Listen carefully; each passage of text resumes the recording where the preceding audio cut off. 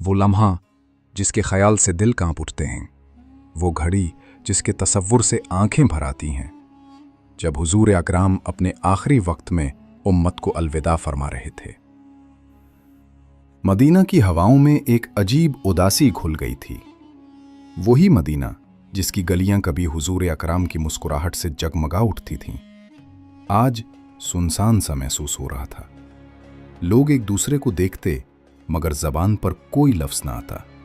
ہر آنکھ سوال کر رہی تھی، کیا واقعی وہ لمحہ قریب آ چکا ہے جس کے بارے میں کوئی سوچنا بھی نہیں چاہتا تھا؟ حضور اکرام کئی دنوں سے سخت بیمار تھے۔ بخار کی شدت اتنی بڑھ گئی تھی کہ چلنا نہ دشوار ہو گیا تھا۔ کبھی کبھی ہمت جٹا کر مسجد تشریف لے جاتے مگر پھر تھکن سے بیٹھ جاتے۔ ایک دن بیماری نے اتنی شدت اختیار کی کہ آپ نے فرمایا، ابو بکر، لوگوں کو نماز پڑھائیں۔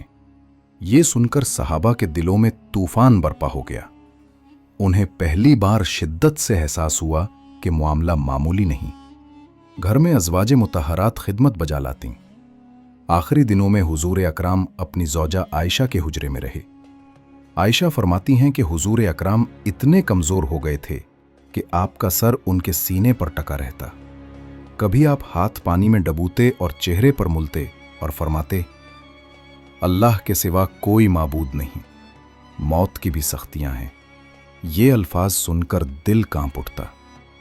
وہ نبی جس نے ساری زندگی دوسروں کے دکھ کم کیے، آج خود شدید تکلیف سہ رہے تھے، لیکن اس حال میں بھی آپ کی زبان امت کے بارے میں ہی فکر کرتی رہی۔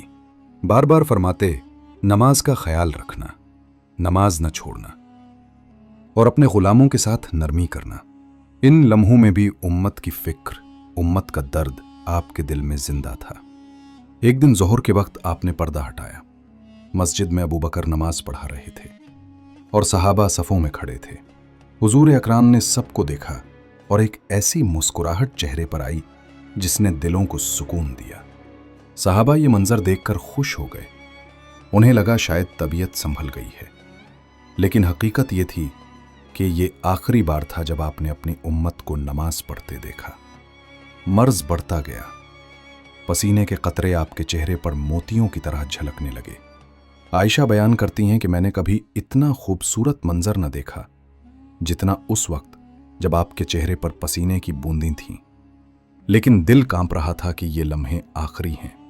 پھر وہ گھڑی آ گئی جسے سوچ کر آج بھی آنکھیں بھر آتی ہیں۔ حضور اکرام نے نظریں آسمان کی طرف اٹھائیں، لبوں پر آخری جملے آئے، اے اللہ، مجھے اپنے قرب میں لے لے، اور پھر آہستہ آہستہ سانسیں روکنے لگیں۔ عائشہ کے سینے پر آپ کا سر جھک گیا۔ مدینہ کی فضاؤں میں ایسا سکوت چھا گیا جو کبھی نہ دیکھا گیا تھا۔ وہ ہستی جو دنیا کی روشنی تھی، پردہ فرما گئی۔ مدینہ بھر میں رونے کی آوازیں گونجنے لگیں۔ کوئی ماننے کو تیار نہ تھا، کوئی یقین نہیں کر پا رہا تھا۔ لوگ ایک دوسرے سے پوچھتے، کیا واقعی حضور اکرم دنیا سے تشریف لے گئی؟ یہ سننا اور مان لینا سب کے لیے مشکل تھا۔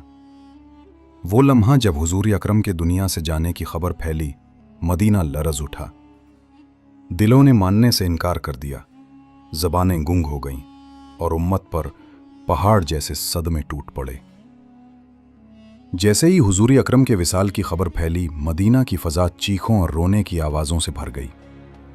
وہ مدینہ جو کبھی نبی کی مسکراہٹ سے جگمگاتا تھا، آج اندھیروں میں ڈوب گیا تھا۔ بچے، بوڑھے، مرد اور عورتیں سب ایک ہی سوال کر رہے تھے، کیا واقعی وہ ہستی جو ہماری رہنما تھی آج ہم میں نہیں رہی؟ صحابہ کی حالت ناقابل بیان تھی، کسی کو یقین ہی نہیں آ رہا تھا۔ سب سے زیادہ شدید کیفیت عمر فاروق کی تھی۔ وہ تلوار لے کر کھڑے ہو گئے اور اعلان کرنے لگے، جس نے کہا کہ حضور اکرم وفات پا گئے ہیں، میں اس کی گردن اڑا دوں گا۔ میرے آقا وفات نہیں پائے، وہ بس کچھ وقت کے لیے اپنے رب کے پاس گئے ہیں، جیسے موسیٰ 40 دن کے لیے کوہ طور گئے تھے پھر واپس آئے تھے۔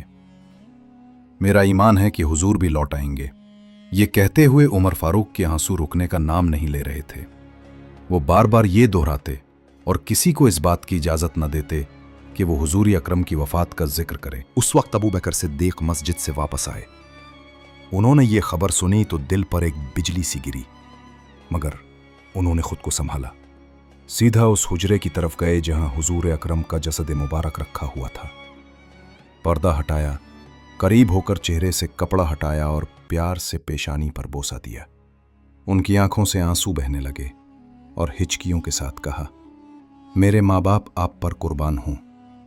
आप अपनी जिंदगी में भी पाकीज़ा थे और अपनी वफात में भी। ये कहकर अबू बकर ने हुजूर अकरम के चेहरे को दोबारा ढांपा और बाहर तशरीफ लाए। मस्जिद में आए तो उमर फारूक अब भी खड़े थे और ऐलान कर रहे थे कि हुजूर अकरम दुनिया से नहीं गए। अबू बकर ने कहा, ए उमर, बैठ जाओ। मगर उमर जोश में थे, बैठने पर तैयार ना हुए। अबू बकर ने देखा कि लोगों के दिलों में तूफान बरपा है। सबको सुकून और हकीकत सुनाने की जरूरत है। वो मिंबर पर चढ़े और बुलंद आवाज में कहा, ए लोगो, जिसने मोहम्मद की इबादत की है तो वो जान ले कि मोहम्मद दुनिया से तशरीफ ले गए, और जिसने अल्लाह की इबादत की है तो वो जान ले कि अल्लाह जिंदा है, कभी नहीं मरेगा। ये कहकर अबू बकर ने कुरान की आयत तिलावत की।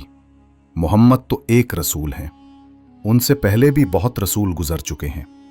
अगर वो वफात पा जाएं या कत्ल कर दिए जाएं तो क्या तुम उल्टे पांव फिर जाओगे? ये आयत सुनते ही लोगों पर हकीकत खुल गई।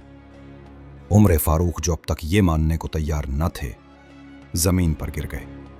आंसुओं के साथ कहने लगे, वल्लाह, ऐसा लगता है ये आयत आज ही उतरी है। मदीना की गलियों में गम का तूफान था। हर दिल जख्मी था। कोई रोता, कोई चीखता, कोई अपने हाथों को पीटता। ये वो सदमा था जिसकी मिसाल न पहले थी न बाद में हो सकती है। उसके बाद सहाबाए कराम जमा हुए ताकि उम्मत का मामला संभाला जाए, क्योंकि नबी दुनिया से पर्दा फरमा गए थे, मगर उम्मत को रहनुमाई की जरूरत थी। सब ने मशवरा किया और फैसला हुआ कि उम्मत का खलीफा मुकर्रर करना जरूरी है। सकीफ़ा बनी साइदा में अंसार और मुहाजिरीन जमा हुए। वहां कुछ इख्तिलाफ भी हुआ, लेकिन आखिरकार सब ने अबू बकर सिद्दीक के हाथ पर बैत की। ये वो लम्हा था जब उम्मत को नया कायद मिला ताकि हुजूर अकरम के बाद भी दीन का काम जारी रहे। उस दौरान हुजूर अकरम का जनाजा तैयार किया जा रहा था। सहाबा के दिल लरज रहे थे कि वो किस हस्ती को गुस्ल दे रहे हैं। अबू बकर, अली, अब्बास और दीगर करीबी अफराद ने गुस्ल दिया। खुशबूदार पानी और कस्तूरी इस्तेमाल की गई। फिर जनाजा पढ़ा गया, लेकिन ये जनाजा आम नहीं था। हर गिरोह अलग अलग आकर नमाज पढ़ता रहा। कोई इमाम मुकर्रर नहीं किया गया, क्योंकि सब जानते थे कि हुजूर अकरम के आगे कोई इमाम नहीं बन सकता। तदफीन का मामला आया तो सहाबा में बहस हुई कि आपको कहाँ दफन किया जाए। किसी ने कहा कि बकी में, किसी ने कहा कि मस्जिद में। फिर अबू बकर ने कहा, मैंने हुजूर को फरमाते सुना है कि नबी को वहीं दफन किया जाता है जहां वो दुनिया से जाएं। यूं फैसला हुआ कि आपको आयशा के हुजरे में ही दफन किया जाए। वो लम्हा जब कब्र तैयार की जा रही थी, सहाबा की हालत नाकाबिले बयान थी। अली के आंसू जमीन को भिगो रहे थे। अब्बास के चेहरे पर गम के साए थे। सब ये सोच रहे थे कि जिसके दम से जिंदगी थी, आज वो मिट्टी में उतारे जा रहे हैं। जब आपको कब्र में उतारा गया तो मदीना की फजाओं ने एक और चीख सुनी। लोगों के दिल टूट गए। वो जानते थे कि अब ये दुनिया वैसी कभी ना होगी जैसी उस वक्त थी जब हुजूर अकरम हमारे दरमियान थे। लेकिन साथ ही सबको ये एहसास भी हुआ कि आपने उम्मत को कुरान, सुन्नत और एक ऐसी जमात के साथ छोड़ा है जो दुनिया के कोने कोने तक इस्लाम पहुंचाएगी। यूं हुजूर अकरम की वफात के बाद गम के बादल तो छा गए, मगर उसी गम के बीच ईमान की रोशनी भी जाग उठी। सहाबा ने अहद किया कि हम हुजूर अकरम के मिशन को आगे बढ़ाएंगे। ये दीन अब पूरी दुनिया तक पहुंचेगा। वीडियो को लाइक करें, चैनल को सब्सक्राइब करें। अगली वीडियो में मुलाकात होगी। अल्लाह हाफिज।